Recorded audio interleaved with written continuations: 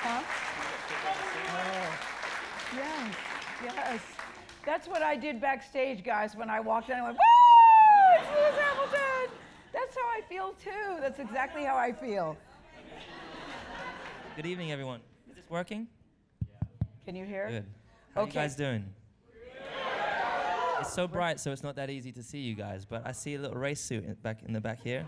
Hey, buddy. And I see you. So before we get started, guys, I was looking, there's so much to talk about with Lewis, but I really wanted to start with a little clip that I just think sets the tone for who this man is. Roll tape, please, Taj. It's only 1 minute and 11 seconds. Never give up. I love that, Lewis. I looked at that tape. I looked at that tape today, guys, and I did exactly what you did when I first saw it. I went, oh.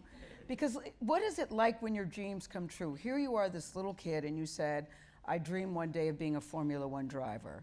What does that feel like to you now as you sit here? It's been a long, long time, obviously. I started watching Formula One on the weekends when I was 5 with my dad.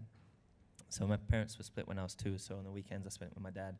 And my dad was into cars. And he took a lot of pride and joy into like a car that he owned. It was a Vauxhall Cavalier. I don't have those out here, but and I just remember how much he took so much pride in those kind of things. But yeah, I wanted to be Superman or Ayrton Senna at the time.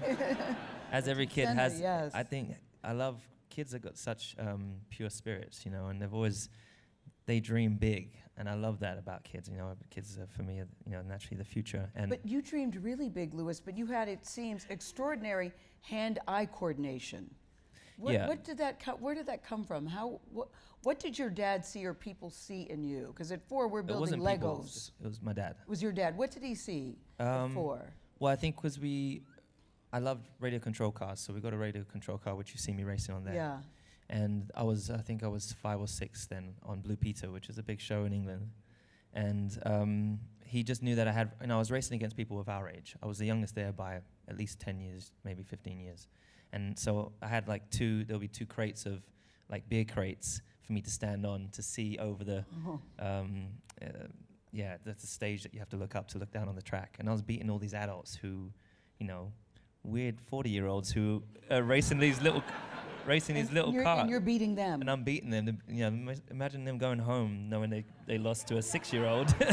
Yeah. But my dad thought then that, you know, wow, he's got really good hand-to-eye coordination. Maybe, I think someone spoke to him about it, and he was like, maybe I will try him in a go-kart. So he bought me for Christmas. I remember, I've not really ever spoken about it, but I remember I used to wake up and spend Christmas Day with my mum, and then go to my dad's in the afternoon. And when I went to my dad's, I had asked for a go-kart. I knew this is what I wanted. And I got to the house, and no one was there. I think they had been out shopping or something. And I looked through the letterbox, and I could see all the way down the hallway to the dining room table, and there was this massive present on it. Oh. And I kind of knew that might be it. It was, yeah. And the funny thing is, I remember when we came back and my dad was there, I remember walking in the house, and I walked backwards towards the present, you know, almost as if it's not there. And they say, "What, you're gonna open your big present?" I was like, "What present?" But it was really great because my stepmom, she did the sewing for my suit. I had this helmet, and my dad just put so much pride into making this car look brand new. It was fifth hand, so it was out of a newspaper. It was a fifth-hand car. Wow. Yeah, and we arrived at the first practice. I always base my life. My life is very much in parallel with Cool Runnings. I think. Yes. That's my favorite. The Jamaican bobsled. Yeah, that's like my. If I'm ever having a bad day, I put Cool Runnings on because it's inspirational and it's funny. But the thing, what happens when they get to the top of the, when they arrive with this rusty bobsled, everyone stops and thinks, like, what are these guys doing here? And that was exactly how it was for me and my dad. The go-kart was shoved in the trunk. Yeah. And we turned up scruffy as hell. And but didn't you think it's probably the best go-kart you had seen because it was yours? Hey, I didn't know any different, and I loved it, and I won with it. So, you know, so the best thing for us was, you know, no matter what was being thrown at us, I'd get on track. And my dad would say, just always do your talking on the track. Yeah. So I'll go out there and I'll hustle my way through to the front of the field, and then we could just walk away and didn't have to say anything. I know. So here you are. You're in a sport that really, it's an expensive sport.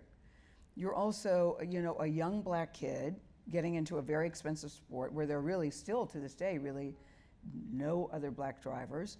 Did you feel welcomed at first in the sport, or did you do what your dad said, do your talking on the track? No, well, I mean, I went to a school where I had troubles at school, but most on the racing scene it was magnified. It was quite a bit worse. What kind of troubles at school? What do you mean? Well, parents were not happy that we were there. Mm-hmm. They were definitely not happy when we beat them. Mm-hmm. Yes. Which I don't mind. Yes. But, my dad didn't know anything about mechanicking a go-kart, so he would go around and say, "Hey, can you give me some advice?" And got turned away a lot by a lot of people. And there was a lot of abuse. I remember standing next to my dad. Were you bullied? I was bullied at school. Yeah. And I decided to go to karate when I was 6. And I wanted to be Bruce Lee, so I could defend myself. And Can it you actually still worked. do karate? Yeah, I got a black belt, so. You can? Wow. But actually, it was really good because naturally as a kid, I was very wild. And there's a lot of discipline when I went to karate. You had to stand in formation, which was very tough for me. But as I graduated, I got higher and went into the adults class. And as I said, I got my black belt. And now I do Muay Thai, for example, more on like a fun thing. But also it's great to be able to know how to move and defend yourself. Because I remember I used to have kids come at me all the time in the karting world. And it was great to be able to finally be able to look. Because I was a little kid. I was always one of the smaller ones. You were always a smaller student? Yeah. I mean, when you were going to school, because I've heard you say, I didn't want to blend in, I wanted to blend out. You know, Well, when you're a it little wasn't- kid, most of the time you want to be accepted in school. You do No, want to yeah, blend well, in. it wasn't a case that I didn't want to blend in. I just didn't feel like I blended in. You did not, okay. And my headmaster was actually not that great a guy, and it kind of deprived me a lot of my education because my dad took. I got signed when I was 13, and my dad came to the school and said, "Look, we have this amazing opportunity. We need your help. We might need to take a day off a week. Can you help Lewis catch up on work?" And he was like, "No," and not supportive of it. And when I'd get back from, my dad took me out anyways on the Friday, which I don't think is a good thing for racing drivers, by the way, or for kids. To But be it's taken out of It's just school? how it is today, and it is how it is from karting. But then I'd get back on Monday, and he would make me sit outside his office, facing the wall for the whole day. Whoa, in front of So- the other students. No, there was no other students that would sit in the hallway, so just sit there. But couldn't Waste other of time. students see you just sort of sitting in the hallway facing the wall? Well, everyone was scared of this guy, so no one, and there were other kids that would would be in Yeah. trouble. But basically, I wasn't angry that he deprived me of a day's worth of school, which I was already struggling to keep up with. Yeah. So, but it's okay. I'm sure he's watching TV, and he'd say, "Oh, I helped him get there," Yeah. as people are, Yeah. What's his name so we can say thank you to him? I don't even give him the credit of his name. I know. I mean, I just picture little Lewis facing the wall, just sort of stewing, because that's just a mean thing to do. I mean, That's a mean thing to do. it really is. And What lesson do you learn from that? Exactly. Yeah. Exactly. But anyways, we turned out okay. So So you're competing. So I ended up having private tutors in the morning and after school. So my school day was the worst because no kid wants to go to school Yeah. more than they have to go to school. Yes, yes, yeah. Some kids do, but I didn't want to at the time. So I wouldn't get any playtime. I was just studying all day, and then the fun part for me was that I get to go racing. So when you finally get to Formula One, you're how old? I was 22, You were 22. But but I was signed when I was 13. yeah, so what does that mean? You're signed when you're 13, but when can you officially start racing if you're signed at 13? What are you doing from 13 to 22? Well, there's all the categories. So in karting, you go from karting you can start racing when you're 8 till as long as you want, but like up until 16, 17, and then you progress to cars. Now, in cars, there's Formula 1, Formula 2, Formula 3, Formula 4. Yeah. And then there's maybe one other category, maybe Formula Ford or something like that. And what you do is you go into those categories, and then you have to progress. Some people do because they've got the money to keep progressing. Some people do when they've won the category. With McLaren, they were like, schooling is everything. Yeah, Make they sure were you the finish first ones school. who signed you, McLaren. Yeah, and they were helping navigate. So I won everything in karts, and then I went to cars, and difficult times. You get into a new big car, crashed my first day, crashed the second day. I was getting really nervous because I was thinking, geez, they're going to drop me. I'm not really doing too good. I remember there was a time we got home one day from a test, and we sat in front of the garage, and we were wondering, is this it? Maybe. It was I'm not probably gonna make it. probably the only time in our whole journey that we sat there and wondered whether or not this might be it. And I remember going to bed, and I don't really have a good memory. How old were you then? Do you remember? I was 17. Am I going to make it? Okay. Yeah, and yeah, I remember going to bed, got up early, went for the longest run I'd ever run, and then I won the next race. See? It's just the next day I knew that I could do it. But you seem to be a believer in that hard times help you grow, though. You know, you're Of course. Yeah. The Well, battles. but there are some people, though, Lewis, hard times just sort of take them under. Yeah. But you seem to have the opposite, that hard times actually help you grow. I think, well, I'm only human, so yes, you naturally get pulled under initially, but there's always light at the end of the tunnel, which always doesn't seem like it is the case initially. Mhm. And I have bad days, and it is always hard to see that there's light at the end of the tunnel. But yeah, I mean, always had the great support of my family.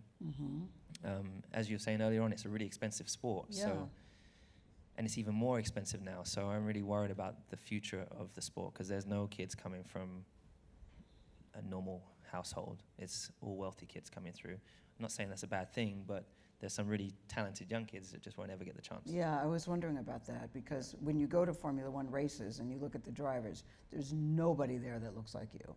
You see nobody. I mean, on many different levels. True. I'm not even trying to be cute, but I mean, there really isn't any kind of diversity in Formula One. Yeah, and I think that's a big problem for Formula One. So, but I'm here, and I'm trying to figure out what's left. You know, what else I can do with the sport, because we do have new owners. Mm-hmm. They are open to see the world is. You know, I'm all for diversity and inclusivity. So, I think, and people's minds are starting to change towards that. So, hopefully, But I want to go back to Lewis, who's 17, and he makes it to Formula One. And 22. I mean, at 22, but you started at 17 when you were signed at 13. You rise to the ranks of 17. You get to 22, and you're there behind the wheel of a Formula One car. And I think about that little boy who said, you know, I want to be a Formula One driver. What was that like for you, that moment? The first time I drove a Formula One car was in 2006. So, I was 21. You're 33 now? Yeah. Mm-hmm. And the test was... Is that good or bad, audience? The test was really interesting, because I was, you know, I'd worked my whole life for this day, and I sat in this car, which was, I mean, it was the best day ever at the time. And I remember all these mechanics. There's so many people in the garage. It's like 25, 30 people moving around you, all ordered by the one guy in front of you. And I'd studied so hard, I barely slept the night before, and I just wanted to do right. I didn't want to crash the car, firstly. Yeah. I didn't want to be overconfident and try to do a fast lap time when I didn't need to do a fast lap time. But I wanted them to do, every single person, and that's really what my dad really worked hard on, is when we left that day, every single person goes back and says how great we were. You know, that's what I wanted them to go back and say. He got everything. He listened. He was. Yeah. It was great to work with, all those kind of things. So we went over and above as a family, as we generally had to do that. We had to do a little bit more than the others that we were racing with. So that test day was great. And then I won the Formula 2 championship in the first year. And I remember Ron Dennis he said, I'm going to give you a chance. And at the time, I didn't know what that meant. Maybe it'd be another test, a proper test day. Yeah. But at the time, there was a seat available, and I got that seat, and I just studied so hard. They had when this you massive studied, what are you studying? Well, there's the car. Yeah, I've seen the car and I've seen the little wheel. Yeah. No, I've actually seen it, but Well, I don't know why you're laughing, people. I was very fascinated the first time I saw one, because the space that you're sitting in is like extremely small and tight, and there's a little wheel. So when you say you're studying, what are you studying? Well, the technology, you got to understand your tools and how to utilize them. Yeah. So as a racing driver, you have this car. There's all these electronics on the steering wheel, so you have a ton of different buttons. There's hydraulic diff. There's all these different things that you need to be on top of and be able to function and operate whilst you're racing at those crazy speeds. So understanding all these different things coming up on the page, and there's, I tell you, a lot of information on it. So I basically had to study to be an engineer. Oh, okay. Whilst not being necessarily at school. So I spent a lot of time at the factory, plus the training, And all the test days, I was just making notes. Even I did that already when I was in Formula 3 and that. So when I got to Formula 1 and I had a problem on track with the way the car was feeling, I could revert back to my notes from already when I was 17, 18, Got it. and say, at this feeling, I fixed it with this problem. And so that I don't think the other drivers have done. But No. But when you're coming up, were the other drivers resentful of you, not only because of your race, but because of your skill? Did you find your fellow drivers were cheering you on as you made it through the ranks, or did they make it difficult for you? It's all a battle, so you're not, no driver's cheering the other dude on. But I think that's the same in competition. Nobody's cheering you on? No. Well, there's a different age groups, and we would naturally look up to the older kids. Yeah, but... Well, I guess a better question is, who encouraged you for you to keep going? My dad. You and your dad? There was no one else. It was just my dad. Just you and your dad. Naturally, my stepmom and my brother, as you see, my little brother. Who also races? At the time, he just loved being on camera. You didn't see there was a part of that clip. At the end of the clip, he looks at the camera. He knows the camera's there. But my brother was just, my brother is an incredibly inspiring young kid. He was born with cerebral palsy. Always wanted a brother. Super excited. 7 years old. Yeah, you're the older brother. Yeah, brother comes, his little sack of spuds, and just the cutest thing. And he was always into cars, and but he had these legs, and I remember in that time, he had both legs operated on. He had his tendons, his groin all cut and extended so he can straighten his legs.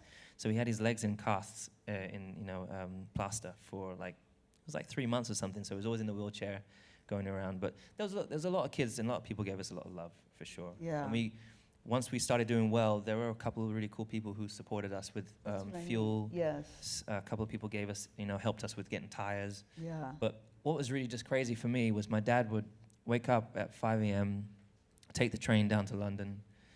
You take the train down to King's Cross and then get on an underground to wherever you're going. And then he would get back after a long, long, hard day, and he would quickly eat something, and he'd be in the garage working in the car till 2 a.m. So I didn't understand how my dad would function on 3 hours of sleep every day. But this guy just worked and worked and worked. Yeah. He never had new clothes for years. I actually still today, I'm pretty sure he wears stuff from back then anyways. It's just he never throws stuff away, but he just everything, even for my stepmom, they weren't going out and having nice dinners from the money that they earn. Everything went into racing. So did they think that you would be a Formula One champion? Do you think they saw that, or do you think they were just hoping that, or they just... No, 1,000% my dad knew. He did foresight. He truly believed. He wouldn't have done all that if he didn't. Well, some parents just nurture their children and say, listen, we're going to spend what we need to spend because it's a passion and dream of yours. People who have that mindset have money to spare. Okay. Yeah. All right. I truly believe you have money to spare if you think we're going to see how it goes. For us, it was like... I get it. We're giving everything. And, that's what my dad did, And my part of the bargaining was I had to arrive and make sure I drove the socks off the car, which I did for fun, so it was great. Tell us why you love it so. I mean, from the time that you were 4, why you love this? Well, I think naturally I love cars, but I think for me, as I said, struggled at school, didn't fit in. It took a long, long time in my life to realize I don't have to fit in, and it's actually quite a cool thing not to fit in. Do you fit in now, do you think? No. No? I like that I don't fit in. I think it's good to be a unicorn. Uh-huh. A male unicorn. Yeah. A male unicorn, okay. But I struggled at school. I struggled with dyslexia. I remember I'd be trying so hard with my in my studies, and I remember teachers coming up to me and say, "This is rubbish. This is useless. You're never going to be able to amount to nothing." I had these really negative people around me. They said you're never going to be what? Amount to anything. Your teachers would tell you. Yeah, looking back, I imagine the teacher. I know it's a very, very hard job being a teacher, and I've met great, great teachers. Yeah. I've had some really cool teachers, but I would imagine they're all going through difficult times in their life. I mean, kids are a pain in the backside sometimes at school. That's a magnanimous way to look at it. The teacher's going through something, but that's not what teacher's supposed to do. No, for sure. Yeah, to tell you you're never going to amount to anything. It was a struggle, but what I did well was drive. And the one thing what made my dad really happy was that I could drive well. and it was something we could both do together. It was the one thing that brought us close together. So my weekends were with my dad, which I loved. Yeah. So I would do anything for that. Yeah. And arriving and being able to drive the car like I did, I mean, the feeling is, for me personally, I've not been able to match that feeling anywhere else. I want to know what that feels like, because I look at it and I feel terrified for you. Well, just so you know, Gayle's been to a lot of races. Yes, I know. She comes to a lot of races, and she says, I'm bringing my favorite son. She only has one son. Yes, I mean my favorite son and favorite My daughter. favorite Yes. daughter. I am now officially hooked. I am now officially hooked. I have to tell you guys how I got hooked on Formula One and Lewis Hamilton, but I can't imagine, because I've heard you say that you can't get into this being afraid. I've been at the race and your mom's there, and I've said, you know, are you afraid? She goes, no, because I know, as his mom, of course I'm worried, but I know how good he is, so I don't spend time worrying about him in the car. But it is dangerous, and it's difficult for parents. You know, when I first started, my first helmet was red. And imagine at the start of the race, these 8-year-olds are bombing it down to firstly, the kids are the best. If you want to watch any kind of racing, honestly, Formula One has nothing on these young kids racing. Yeah, because those are wheel-to-wheel races. They swap and change from corner to corner. It's incredible. It's magic watching young kids race. So, but for my dad would panic, because at the start of the race, he would see all these cars drive down and there's often a crash at some point, and he couldn't tell which one I was. So he would panic for a good minute or whatever it is until we come round, and he put so much into it, he was just nervous. And then when we finally got a new helmet, he's like, we've got to paint it, but we couldn't afford to get it painted by a painter. They were really expensive at the time. Wow. Like £300 or something like that, but we didn't have money. We had to pay for the fuel and stuff. So he painted it himself. He went to the DIY store, bought paint, and I remember us sitting down. He's like, which color should we go for? And he's like, I want a bright color. Let's go with yellow. And then I chose red, blue, and green. Mm-hmm. And then he came up with this halo effect, like a ribbon going around the helmet. So he designed it, sprayed it. Yeah, your dad's something else in terms of his dedication. I'm just the one that fronts the family, but he's really the one that should be sitting here. He's the mastermind. No. Thank you, Mr. Hamilton. And I've heard you talk about your dad, but I've also say your mom is your angel, your guardian angel. She is. Yeah, tell us about your mom. My mom's from Birmingham. And his mom is a real doll, I have to say, guys. She's lovely. Oh, she's like I'm very, very close to my mom. I'm very, very lucky. As I said, I grew up with my mom till I was 9, and then my dad basically came to her and said, look, I can give him a better home, a better life. I'm working towards something, and that was the racing project. And I couldn't really live with her and then be picked up to go to the races, so it worked better for me to be living with him. And my dad was a tough dad. My mom was super soft. She was the one that, the great mom, the softer one. My dad was tough. Do you think you'd be the driver you are today if your dad wasn't so tough on you? No way. No way. Did you resent his toughness? Not at all. No. Not at all. I mean, it was difficult. Yeah. But as long as I won, then I was good. You were the champion in 2017, and this weekend you're racing in Austin. I'm going to Austin. And if all goes according to plan, you could be the... Yes. You could be the 5-time champion this weekend. Are you feeling pressure as you're heading into Austin, Texas? Or does pressure not even something that enters into your vocabulary? No, pressure is actually... look, I mean, diamonds are created under pressure, honestly. And I feel... not saying I'm a diamond, but I'm just saying that... You're a diamond. No, for me, I feel... You're a diamond. I feel under pressure is when I really perform my best. I don't know why. But that's but right now I don't feel pressure. I know what I've got to do. I've been racing a long, long time, so I know this. You always win in Austin, Lewis, just saying. Don't jinx it. Okay. Okay. I'm kidding. I'm not superstitious, so it's all right. Okay. But no, I know what I've spent a lot of years trying to understand and navigate what I've got to do to have myself in the right mind for a race weekend. So I don't worry about it. I'm really happy to be here in New York. I can't tell you how happy I don't know how far it goes back. So happy to see so many of you here. Got a couple here who have been to Austin like every year.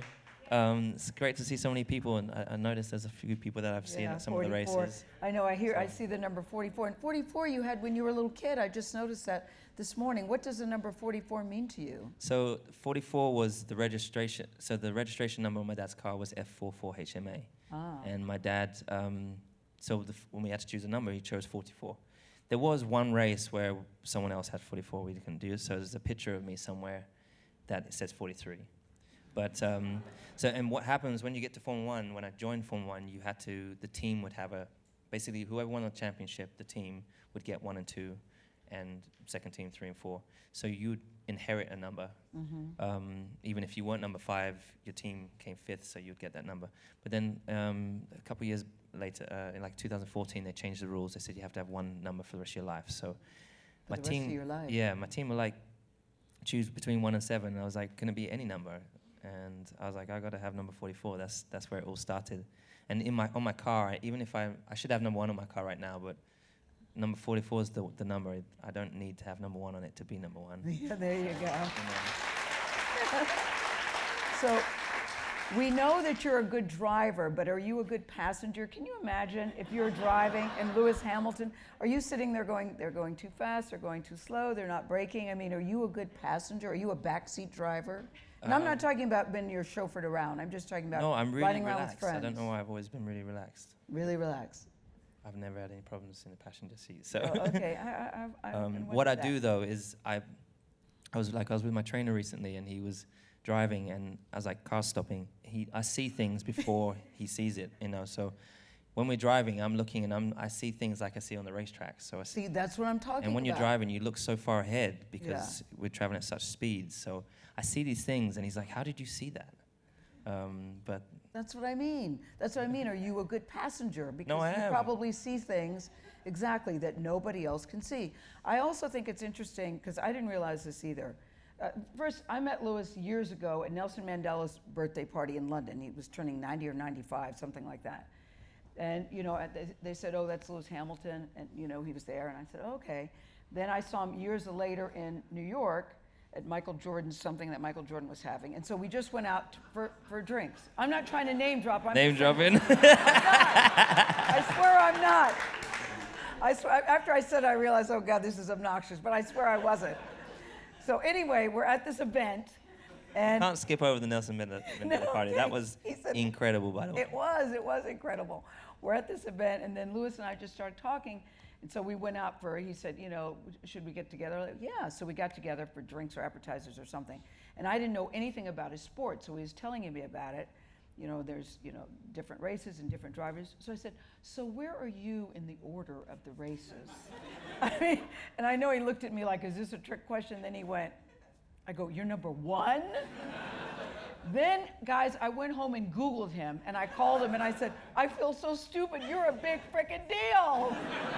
I just thought you were this really nice guy, which he is, but I knew nothing about his sport. So ever since then, I've been hooked. You actually know more about it than I do now. No, I know.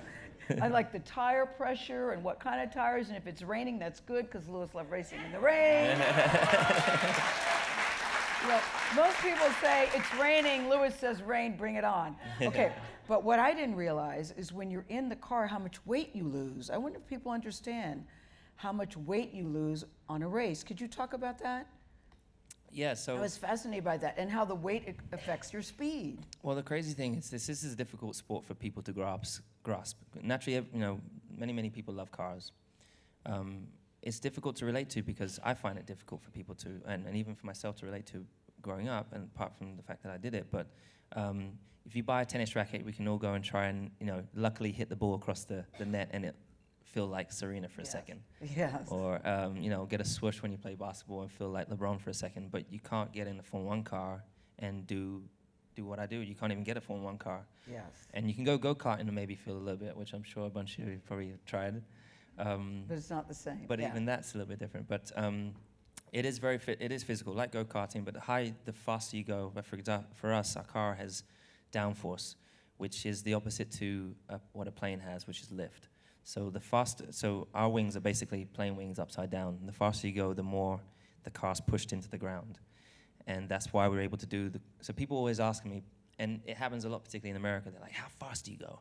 I'm like, we're, above 200. Like, wow. So it's not really, that's cool, but that's not what makes our car great. You have IndyCar, for example, which go very, very fast in a straight line. Is how quick we can go through these corners. It's like a fighter jet on wheels. Right. And so when we corner at these speeds, 180 miles an hour, your body wants to go the opposite direction, and you pull a multiple of your body weight. So the maximum we pull, I think, is 6 Gs, which is 6 times your body weight. So imagine your arms, your legs, everything wants to flop to the other side. Yeah, I think about your neck. Yeah, what your and neck your neck as well, because because you're strapped in. In that, yeah. So, and then you're in thermal underwear, you have the thick suit on, and gloves, and you're in this cockpit. There's radiators either side of you. There is a wall between you and it, but you still feel the heat of that and the engine. So you're in the cockpit working basically in the sauna. And so the most I've ever lost is 10.5 pounds in a race, which was Singapore. The race is about 2 hours or so. Yeah, the max time is 2 hours. So if you get safety cars, it can go to 2 hours. You lost 10 pounds in I like that diet. I do have a... I like that diet. So again, a lot of women say, I want to be a Formula 1 driver for some reason. But yeah, so training-wise, I have to be like a jockey. I have to be a certain weight. They build the car and there is a weight limit. Naturally, we want to be below the weight limit so they can add ballast to the car. Well, because a nanosecond of speed could change everything. So your weight, the speed is affected by your weight, is it not? Yeah. I mean, we don't work in nanoseconds. But what do you work? We work in tenths of a second, thousandths of a second. But the car has many, many tools in which we can use to change the balance and how it feels and how it reacts to the different temperatures and all these different things.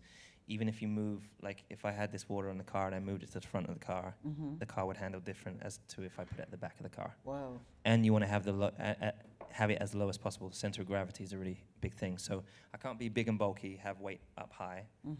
And so every year you're cutting to make sure you're at a certain weight. Can you drink water or anything while you're driving? Yeah, so we have almost a camel work? sack in the car, and there's a tube, but I very rarely use it. Yeah, I wonder how you do that when you're turning a corner at X amount of speed. I think I'll take a little sip of water. Well, actually, it's not very high tech. So sometimes you go through corners or accelerate, and liquid comes out and splashes you.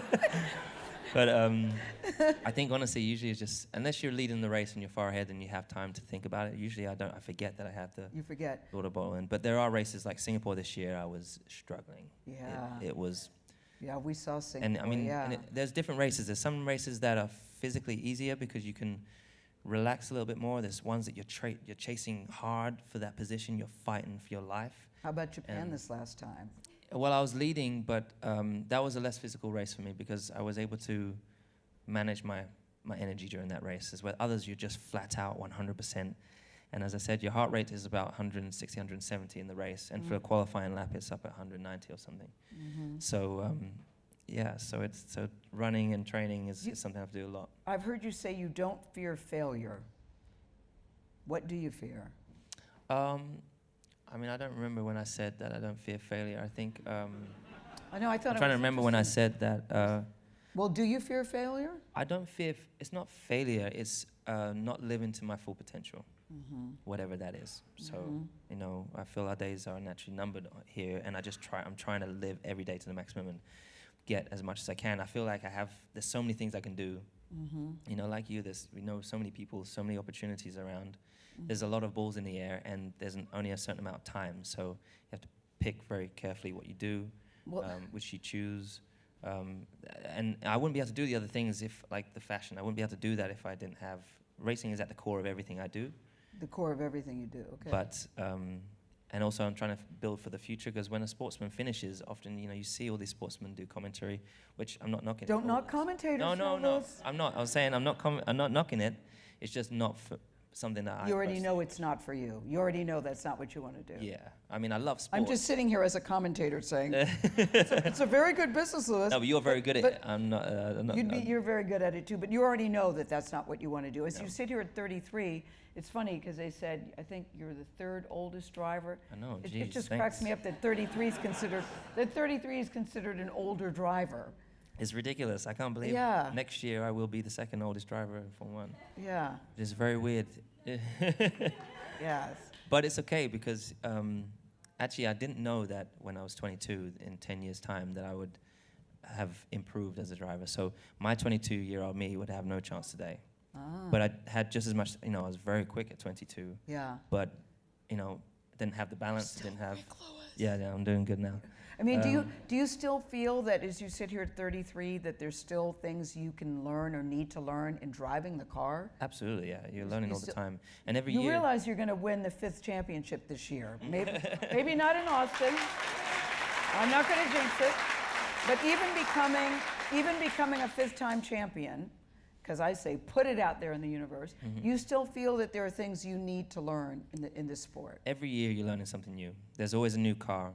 There's always new technology. There's always new ways of driving. There's new software. You're having to relearn everything, particularly at the end of the year. You can use your tools naturally, but you're having to stay ahead of these young kids that are coming in, for example, that have this extra bit of hunger. Yeah.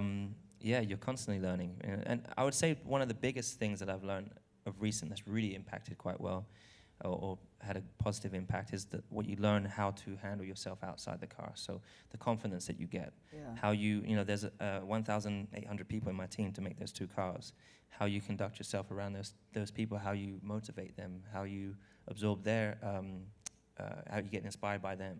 1,800 people to make 2 cars. Yes. Wow. So they have 2 factories, and certain parts for the year.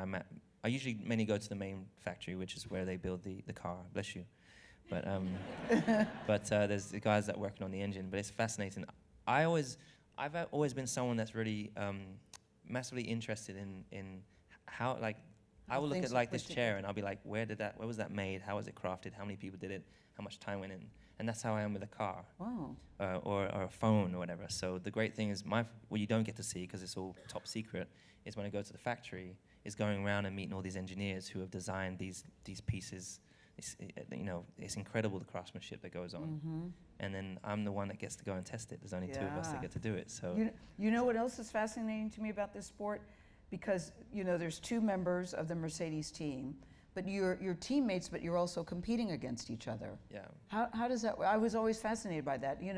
To me, whenever we're on the same team, we want to win together, but this time you're really trying to beat your teammate. Well, yeah, so there's a bit of conflict there. And what if you don't like your teammate? More than Who shall remain nameless? No, and I'm not talking about Botas. I'm not talking about him. It's often the case. Well, naturally, it is often the case, because think about it. We've all worked for a certain amount of years. Yeah. And that one pain in the foot. Yeah. That the person that ends up beating you is changing the course of your planned life, and so you're gonna have troubles. But it is difficult, because we have a team championship, so that's the priority. So when you sign a contract, that's the priority. That's what the team want to win, finish as high as possible and win as many races. But then individually, you want to win the drivers' championship. Exactly. So it's a difficult balance that you have to strike. But if you're really lucky, like I am now, you have a respectful relationship between your partner, the guy. Yeah, you and Valtteri seem to get along so both of us really well. Both want to destroy each other on the track and beat each other. Yeah. But underlying, there's a real respect for our work ethic, how we present ourselves. Every day we come into the office and we shake each other's hands. There's neither of us are hiding anything like from the other. Yeah. There's times that I actually even say I've tested this part on the car this weekend. You should take it. It's going to help you.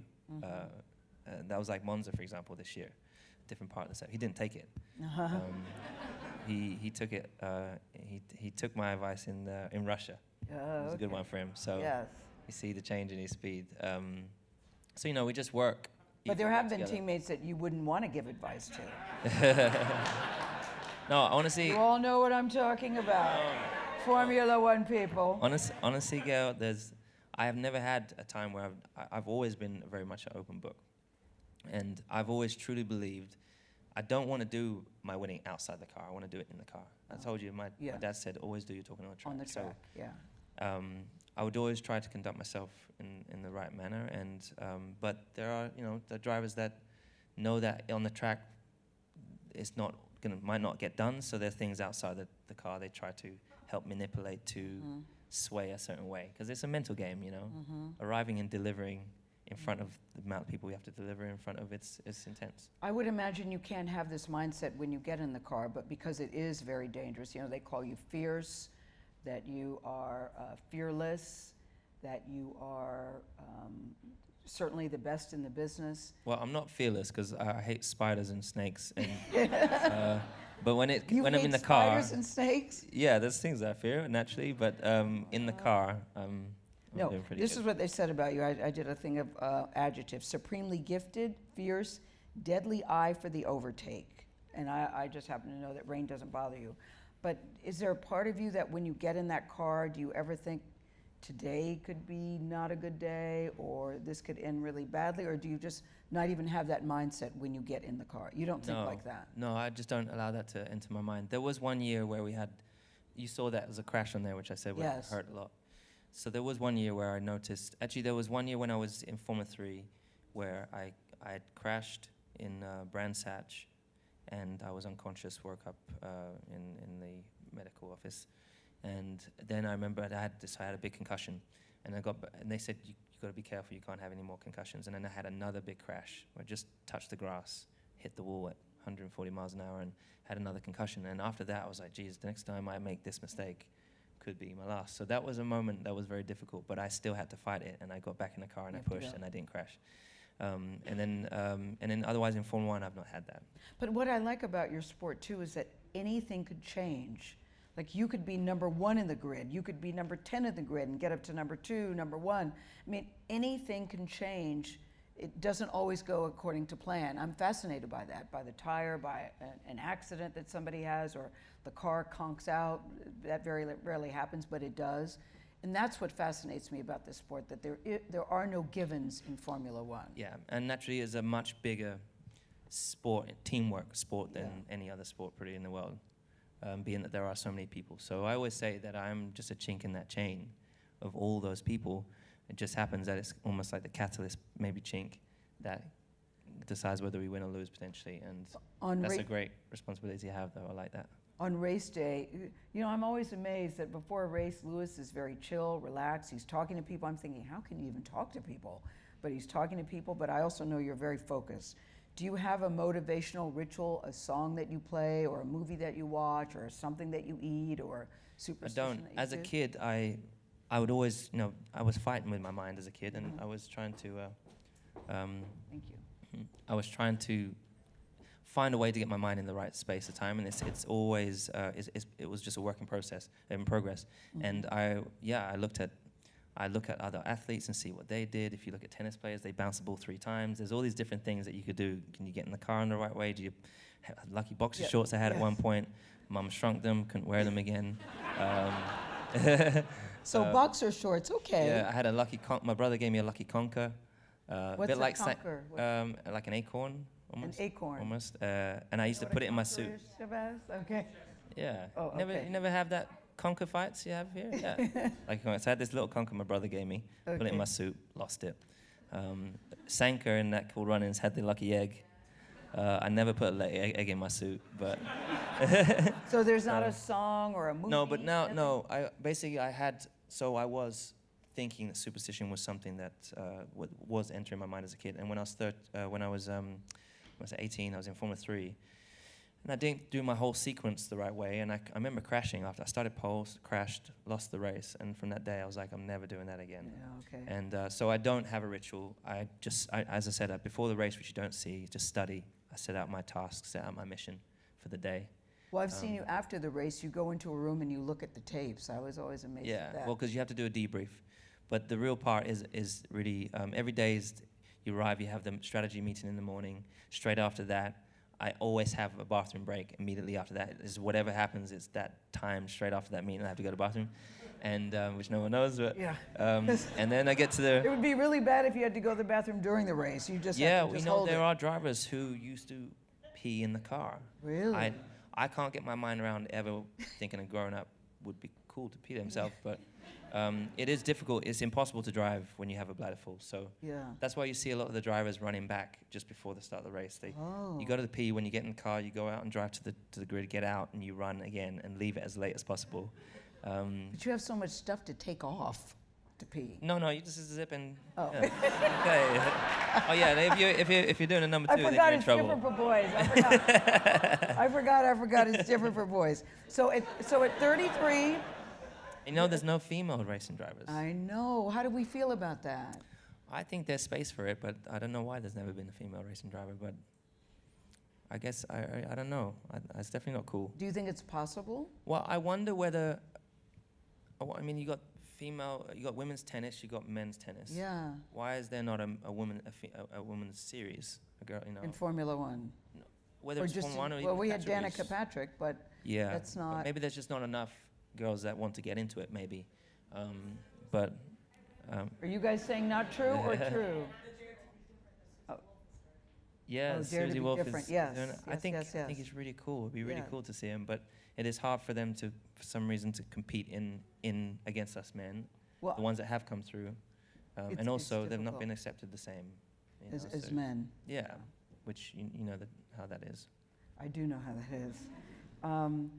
When you sit and think about what your life looks like after racing, I know you're really big in music. What's Into music, yeah. yeah, into music. Well, it's only a matter of time. Into music. Because I've actually heard him. He's very, very good. But first, before we talk about music, I want to talk about fashion. Because you and Tommy Hilfiger have a collaboration together. Did Tommy come to you, or did you come to Tommy? Is there any Tommy thing I can wear? Anything? Anybody? 'Cause Are you going to model something for me? Yes. I'm just going to Oh, put nice. it on. Now, first we should show this is reversible. This is what I like. Aren't you going to help me put it on? Okay. I love that it's reversible, and you like reversible things. Is this your idea? Yes.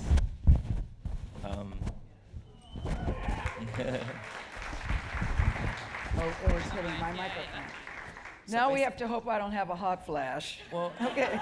well, how But many- you like reversible because? Well, you know, how many of us have jackets and you only not get to wear it once, but you love to, you have to buy another I jacket do to think have this a is different very look. cool. And so I love the idea of being able to reverse it. That's why I put the logo inside, so you have it on the back. But I met Tommy here actually. I was In at New the, York, or? Yeah. I was at the Plaza. I was visiting my old manager, and where Home Alone 2 was filmed. Oh, yeah. Which for me is always weird when I go into that building. But I was walking out and I heard someone call my name. I turned around and it's Tommy. And I didn't know that Tommy knew me. Had no reason Did to you know believe. Tommy? Of course. When you first saw him, you knew it was him. Immediately, you can't miss him. And he's very, he's got a very distinct look. I think so, but He's always not in a everybody. he's always in a Yes. suit. He's always got his Hair, hair yes. combed over exactly the same. So he's very stylish in that way. And just like Karl Lagerfeld has his look. So I knew it straight away. And I know Formula 1's not huge, hasn't been huge here in the States, and it's growing. You could So change that, otherwise, Lewis you guys Hamilton. had to be here. Couldn't but Lewis Hamilton change that, people? Yes, he could. we're working. towards Change it. that. We're working. Okay, so Tommy says, Lewis. He says, Okay. like, I said, I love your style. We got to do something together. And I didn't really. I thought that was kind of when people, when you see a friend, you say we should go to dinner, but you Yes, never let's really get lunch.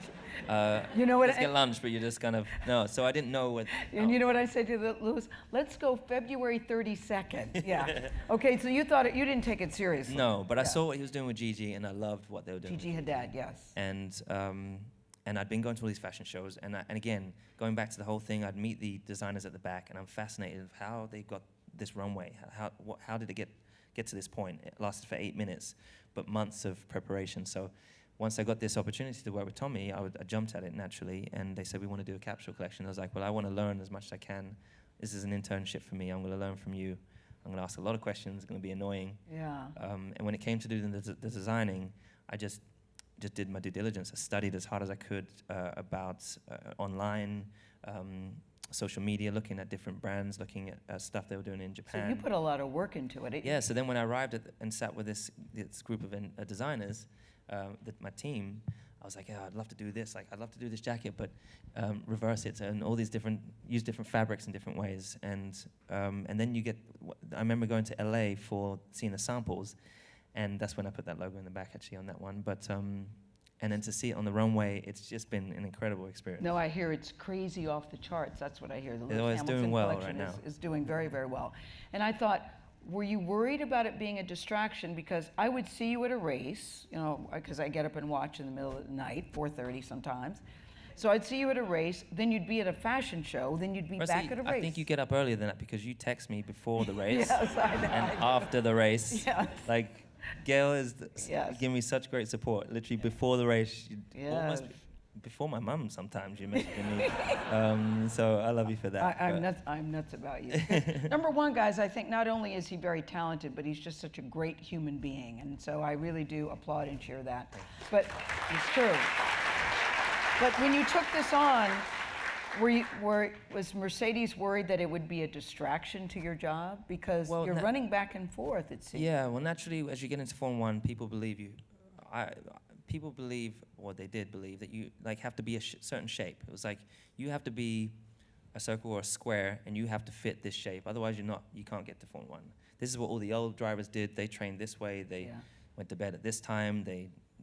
You have to do it exactly the same as them. And as I told you, I don't fit in. I do it differently. And it was frowned upon a lot at the beginning. And then when I joined this team, I was like, I need this freedom to be able to, for me to be the best I can be, you've got to loosen up and allow me to do these certain things. And I remember I'd be traveling and doing these things, and then I was like, geez, I got to arrive and make sure I win.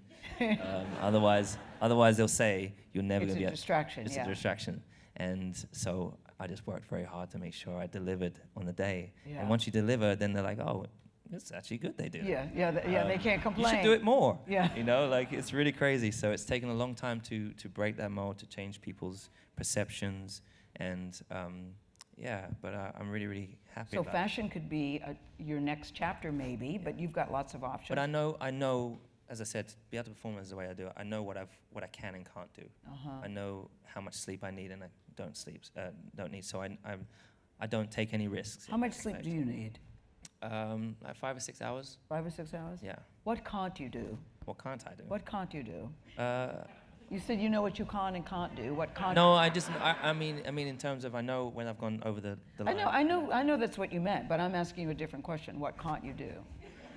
In preparation? In general. Or in life? In I don't life. believe there's anything I can't do. There you go. There you go. There you go. So I know that sounds weird for everyone, but I truly believe that in my mind, how I'm wired, I feel like if I apply myself as I have to, in my career to be where I am, I feel like if it's learning language and I really apply myself, I believe I can learn a language. You can do it. Yeah. If it's designing clothes, which I didn't study for fashion design, but if I study really hard and I work really hard and I ask lots of questions and make notes, apply myself the way that I have in my racing, I'm sure I can do a great job. Yeah. And it's not meaning that I'm taking away from the talented people who have all the talent with it, but it's going really well. Yeah. So that's just really how I set, if I want to get fit, just like you've been amazing. Firstly, Gayle's been quite inspirational with her training program. Yeah. It's called Weight Watchers, I told them. So, what is a Lewis Hamilton look when it comes to fashion? What is it? I would say it's kind of urban chic. Urban chic. Yeah. I love streetwear. Mm-hmm. I'm naturally into sports, so. Because I would say that, when you go to the track, I'm telling you, you're not like the other kids in the class in a very good way. Well, when I was at McLaren, you'd have to wear the same uniform, and I personally hated at school when I had to wear the same uniform as everyone else. I was always looking at another way to wear it. I used to love Fresh Prince of Bel-Air when he'd wear the inside out. Yeah. So that's actually when I first knew about reversible jackets. But so when I would arrive at the races and I would have to wear the same outfit Thursday, Friday, Saturday, Sunday. You hated that? I didn't like it. I wanted to be able to mix it up, spice it up, do something with it. And when I joined this team, I was able to do that. So. And when it comes to music, because I know music is another passion, what does music look like for you in a next chapter for you? What would be your dream there? Well,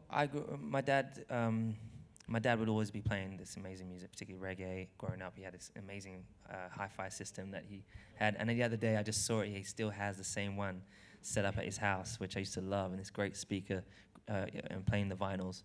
And so growing up around music, he used to play in a band. He was played drums. And I ended up wanting to play the guitar. So he signed me up for guitar lessons, and they were always on the Friday. And the Friday is always the day that I was taken out of school. So I had 3 lessons. And it got to the point, he's like, I'm not paying for this anymore. We need the money for the racing, plus you're never there. So I basically went and got just a bunch of guitar tablature books and just started teaching myself. Yourself? And then I was trying to steal his deck to do DJing, but there's only one deck. and he didn't like it when I was scratching. So, but yeah, music's always played a massive role in it. So even before races, music is what helps me, channel my, drown out the noise. And today it's a way of switching off. A great thing is to be able to switch off and do something else. So I think that probably applies for all of us in our jobs, being able to switch off and do something else you're into. Yeah. And don't let anyone tell you can't do more than one thing. You're only good at this one thing. No, I believe that. I definitely believe that. I know you said you don't have a motivation ritual, but do you have a favorite song that you like to play? Not really, when it no. comes to racing? I mean, honestly, Okay. there is one song that I have that I wrote years ago here in New York, and I listen to that a lot. Would you like to perform it for us No. now? Okay. Just wanted to listen, I've you're never in friendly territory here, Lewis. I've never performed. Actually, no, I did perform for my mum for her 60th birthday. I've never seen you perform, but you did let me listen to it. It was recorded, but I've But never it's just, seen it's it live. just another outlet, creativity, and it's really important for everyone to tap into your creativity because we're all unique in our own way. We all have a certain style and taste. So dig deep and try and find where is that, and if it's on your weekends, whatever it may be. I'm always trying something new. You are. You're very creative. Are you planning on more tattoos? Currently, I don't have time.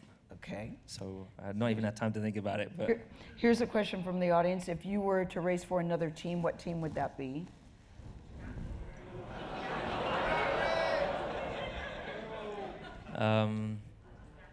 The audience is sounding it like someone here is like, no. Like you want him to go. Do people want you to leave Mercedes? What is that? I don't question think so. mean? Well, No? firstly, No. Firstly, Okay.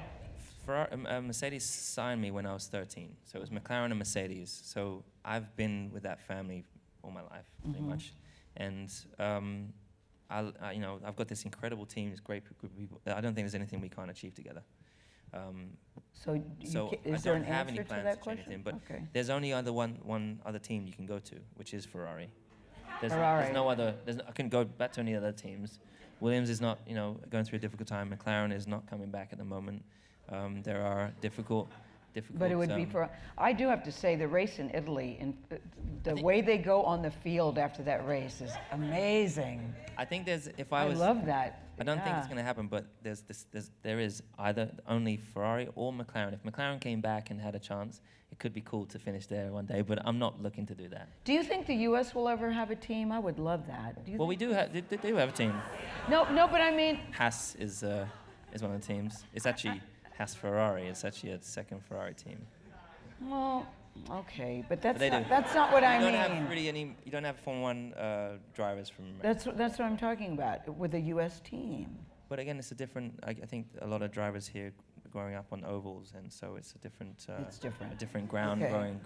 I don't know. I would like people to really understand the beauty of this sport. I think country. Formula One needs to. I think I've been making lots of comments about how it's got to change, and I don't have the answers to it. But I do think that we should do more races in the States, for example. Yeah. Got this. Yeah. Honestly, got this massive. Well, you have Austin, and then you're going to Miami. They're gonna do Miami, yeah. Yeah. But I feel like you should do almost in a 3 straight races, for example, in the U.S. and then Oh, 3 straight weekends. Then you go to China and you do, it's a different on different I do continents. think that would be nice. Because it's difficult. You got that one race that comes to the States, and then you got to wait a whole year Yeah, for it to come again. yeah. Or you have to travel elsewhere, which I know many. Yeah, we would like it in the New York area. Yeah. Okay, I like this one from Victoria. Do you have a name for your car? I think I like that don't. question, Years Victoria. ago, I called it Tallulah because that was the name from Cool Runnings. He's like, what should we call it? He's like, how about Tallulah? And he's like, that's my mother's name. If you only had one car for the rest of your life that you could drive, what would that be? We'll take Mercedes out of it. One car that I could drive for the rest of my life. I don't know. I really don't know. I have a 1967 Shelby Cobra, AC Cobra. So that's like, I like manual. Born in the 90s, I'm very much stuck in that past. Even today, listening to music from the 90s and 80s and 70s, I like listening to old stuff. Music's not the same as it used to be. And now you have artists that are not really even artists, yet they are artists. Yes. So I just like listening to a lot of old stuff. Have you thought about creating a foundation or scholarship for other young people of color to do racing? Thank you for your heart, your skill, your joy, your inspiration. I like that. Yeah, and that's Yeah, something that was I'm nice. really interested in. I'm really interested in, when I've gone and spoken to the FIA, the governing body of the sport, they're like, oh, we're doing all this for safety. And I was like, one thing you're really missing is that you are, you allowing parents to take kids out of school, firstly. Most of the kids fail, and then don't have anything to fall back on. So I really want to start firstly working on trying to make sure that kids have to stay in school from Monday to Friday. The kids are gonna hate me that are racing. And you shouldn't be able to get a racing license if you're not passing if you're not doing your studies and actually getting your grades. So I think we have a responsibility to try and get involved in that, as I said, and I really want to get involved in that. And then I always see these stories about, is this the next Lewis Hamilton? And I'm like, no, this guy's come from a different world than me. And so I do want to I would love to do if someone said, if you go to a race, how do you know who's the best? I said, it's not the guy at the front. That kid's probably got the best go-kart. He's probably got the best motorhome. I would go and look at the guys that are really struggling, and I'll look at the guys at the back who probably don't have the great equipment, but they're really talented and super hungry. Yeah. And I would love to find Yes. that. Yeah. So that I didn't answer the question in terms of doing a scholarship kind of thing. I'm really interested in trying to and how I do that. Do that. As I said, it is a ridiculously expensive sport. To do karting now, professionally, it's like $250,000 a year. My dad spent £20,000 in our first year, and that was putting up, for sale signs. As I said, that was all their savings. That's a lot. My dad and my stepmom. So racing is a different category to kettle of fish today. You admired Senna so much, and now I look at you, and there are people that say, I want to be like Lewis Hamilton, like you just said. What does that mean to you to hear people say, I want to be like you? As someone who admired Senna, and now people say, I want to be like you. It's a weird feeling, naturally, I think. Is it? I would come home and watch Ayrton, and it was great to have, I wanted to work towards that. Yeah. So I think it's always great for anybody to have, no matter who it is, someone to kind of idolize or a figure, whether it's LeBron, whoever it may be. For me, it was really my dad as well. And I posted a picture many times of an iceberg, and you don't see what's below the ocean, the sea line. But the icebergs are huge underneath. Yes. You just see the top, and that's what we see today when we turn on the TV. You see the success of someone, and not always know how hard it was to get there. And a lot of people, that's why people go to X Factor. They just want the fame straight away, maybe, or the opportunity. And I've completely lost my train of thought. I don't. No, we were talking about people often. admiring you, but so it's very strange for me in that respect. But I feel like it's a very it's an amazing responsibility, and when I have a platform and opportunity to do something great, and I always believe in this kind of ripple effect, like a smooth, calm lake, and you drop a pebble and it creates ripples. Yes. And encouraging other people to maybe do the same. So that's really what you think about. And it is cool when I have parents come up to me from different walks of life saying, "Oh, my kid wants to be." There was a little boy outside who had a Lewis thing on. It was yeah, very nice. That was so cool. Yeah, and, that's very, very. And that never gets old for people to appreciate your work and who you are. Always. That's why I'm always surprised when I see celebrities that are rude to people, because number one, it's a small thing to be nice, and it's quite often the first and last time they're going to meet you or see you. And I would hate to leave a bad impression, especially to a child. And Absolutely. I never understand celebrities that are just rude to the people that got them to where they are. Exactly. But the sport wouldn't be what it is without the fans. From you, Reggie, racing is 95% mental, 5% physical. What do you do to mentally prepare for every race? I thought he hit that a little bit. I don't know about the Is it 95% racing? Is 95 mental is 5%? Would you agree with that? No. Okay. The mental. You think 5% is mental? No, 95% is mental, 5% is physical. Yeah, I would say it's probably the other way around. I mean, it's the mental side of it is. You look at all 95% athletes. mental, 5%. Oh, okay. Okay. Yeah. Does that make sense to you? Yeah, definitely. Okay. Physical part is. Okay, Reggie. Yeah. I read it wrong. No, I'm not. It is mentally. Yeah, I said I'm not reading that part. Gayle looks amazing. She does. I told you. 95% mental. So you would agree with Reggie on that? Yeah. Okay. Well, I mean, then it's difficult to always proportion the amount, the percentages, but the mental side is the biggest part, and you can easily lose your way mentally. And well, I'm really lucky. I just end up going back to my home, and I've had races where it's been difficult, where I've made mistakes. I go back, and my dad's like, "We're doing the same thing as we did when we were in karting." So I've always got that guidance. And my best friends I can count on my hand. My best friends since I was 10. Yeah. And so still your best friend. Still my best friend, and if I didn't have that support structure, if I didn't have my family and those around me, I would have gone off on a tangent. Geez, you make money, you go and do crazy things, you can do anything. Yeah. So I'm really grateful that I have that. Do you have people that you think tell you the truth in your life? Family, Yeah. particularly my aunties, my cousins, and as I said, I'm lucky. I do have people, close people around me that I work with. Who care about But it is. Or I'm always like, just be honest with me. Just be straight. Don't dance around. Just tell me it straight. I'm very blunt in how I am, and I always ask for the same. So But people would think he doesn't really want it straight. I tell them really from the do. get-go when I meet people. Yeah, I want it straight. And I think, but yeah, you're right. People kind of would tend to hold back a little bit. But Well, you are Lewis Hamilton. Mhm. Out of all your wins this F1 season, which one was your sweetest? I have the worst memory. I don't remember every single race this year. It's Something that stands out to you. Remember? the qualifying lap. Monza? Yeah, Monza race felt. You know what? One of my favorite races was Silverstone, because when I was karting, I'd always start at the back, and I used to always have to dance my way through these. It was wicked. That's the best part for me. So I really used to enjoy driving from the back, and so Silverstone, I got knocked off and I had to drive from the back, and I just loved that. For me, I was like, I truly believe I can win, even though they're so far away, and I came second. And it doesn't always happen that way, but we had Germany, which was incredible as well. I had the failure in qualifying, and then I was like, oh my God, my championship is. Yes. I In remember those that. moments I failed, and the guy I'm competing with starting first, so I'm thinking I'm gonna lose a lot of points today. But then I started from last, and the heavens opened, and Yes. I did not expect to win that race, but I won that race. I couldn't believe And that. I knew that he knew that I was catching him, because he will be asking, where is Lewis?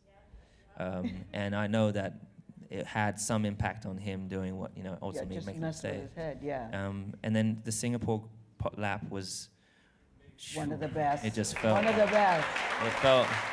One of the best. It felt like unbelievable. I remember Like that. I'm sure you kind of feel it when you are watching, but I wish I could take you for a ride in the car.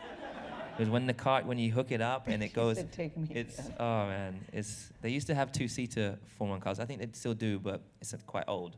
What happens when the race doesn't go your way? Are you in a bad mood? Are you? I used to be. There was for Handle it many very years. well, It's very yeah. very tough. You had a tough temper when it didn't go well. It's not temper. It's just hard on myself. Hard on yourself. And I okay. still am my worst critic. So Mhm. I don't think that's a bad thing to be your worst critic.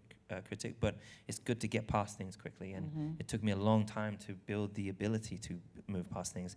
In 2007, or maybe 2008, I remember in China. It wasn't the one that I went off and lost the championship. It was another race. I think it was in Fuji, maybe in Japan. And I started pole, messed up the start. I didn't leave my hotel room for 3 days. Whoa. I didn't eat. I was just in the worst, darkest place mentally, because I practiced and practiced and practiced and practiced, and then in the time that it counted, I messed up and dropped the ball. So, but it took me a long time to learn how to get past things. You can't change what just happened Yes. several minutes ago. All you Yes. can do is change Yes. the course that's ahead of you. So that's what I always try and focus on. But there are races that are difficult, and afterwards I'm like, damn, I know I shouldn't have made that mistake. I knew, but the mistakes are not happening too often. So, Yeah, and if no, they do, they're like ones you don't see too often. They so, don't. And we will close with this with you, Lewis Hamilton. I'm happy. If you got time, I'm Okay, open. you want to give it to me? This better be good. Hey. What's your name? Lisa.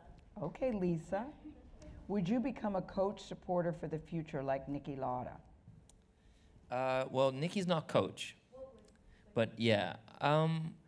So Nicky Lauda is a multiple world champion, 3-time world champion legend, and That movie Rush, if you saw the movie Rush. Yeah, go I watch now Rush. watch Formula One movies and Okay. documentaries, yeah. So there's- But the movie Rush was based on him. Yeah, if you want any insight into racing, watch Rush or watch Senna doc is Senna really good. documentary is Yes, incredible. yes. So if you haven't seen them, try those. Yeah. But Nicky is awesome because he's passionate about planes. He loves flying, and secondly, naturally, is a racing driver, and he is a part of the team. He's on the advisory board, so he's good because the guys that run these corporations, they don't understand. They know numbers, and they don't always understand what it feels like to be in the car or what racing really entails. So it's great when you have someone like Nicky who has that deep insight into what it's like to be in the car, how it may feel, what we should fight for. And so that's been very helpful within this team. I'll say, he always says after the race, what do you need more? I'll go back and tell them, I'll go back to the board and say we need this. So that's quite useful. So I'm sure I could do that. That's something. But I honestly, currently, I've been doing it for so long. When I stop, I want to step away and go and I want to wake up and walk my dogs every morning. I want to get into a rhythm of training. Roscoe, yeah. And do something else and be challenged by something else. For me to talk about cars, I could talk to you to death about it. I could easily do what I'm doing for many, many more years. So when you walk away, you're planning to really walk away from the sport. I would like to, but I'm going to have withdrawal symptoms for sure. Yeah. So how do I replace that? But I really like the idea of starting somewhere, as I said, this internship kind of thing I'm doing with Tommy. Yeah. I really like the idea of just excited starting about from the that. bottom and learning my way. So, yeah. Darth Steve is amazing. Darth Steve is my godson. His mum is back here. I have a go at her every time she doesn't bring him around, but yeah. Do you gain back the weight you lost after every race? Yeah, so it's all liquids, mostly liquids, and So it's basically temporary usually the thing. Monday is a very difficult day, and you do recovery swimming, for example, and then the next day you get back on it. And last question for Lewis Hamilton on this Tuesday night. Is it Tuesday? Monday night? I know, I lose track of it. Honestly, guys, I've been up since 3:22, so mine is like this. I was actually thinking, 3:22. Yeah, What time did my you go to alarm bed? goes off. I interviewed Tina Turner in Switzerland. She's awesome. This morning. No, last week. Oh. Last week, but the piece aired this morning. Oh, okay. And she was talking about, she's 78 years old. She used to live opposite the lake to me. I know she did, How'd you know? because I told her I was going to be talking to you. Oh, She mentioned that. I used Yeah. to try and I had binoculars trying to see where she was, but it's too far away. No, and she said, she mentioned that. Here's the last question. What do you want that you don't have?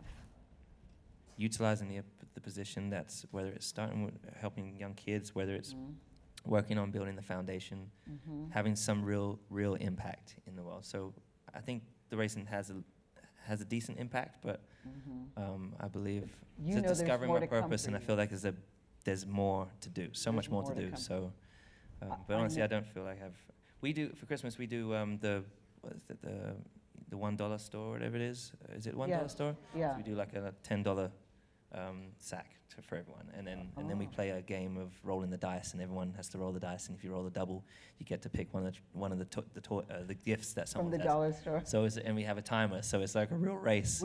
Everyone wants when the you biggest say, one. When you and- say we, who's the we? All family. Oh, you and all your the families family. together. Okay, Yeah, okay. it's the best game. It's the best Christmas Like, who's nowadays. there? You Okay. don't know what you're gonna get. Sometimes you have no presents, and then sometimes you Well, have. from the dollar store, you got lots to choose from. Yep. Lewis Hamilton, we are all cheering you on always. Thank you. Thank you, thank you, thank you.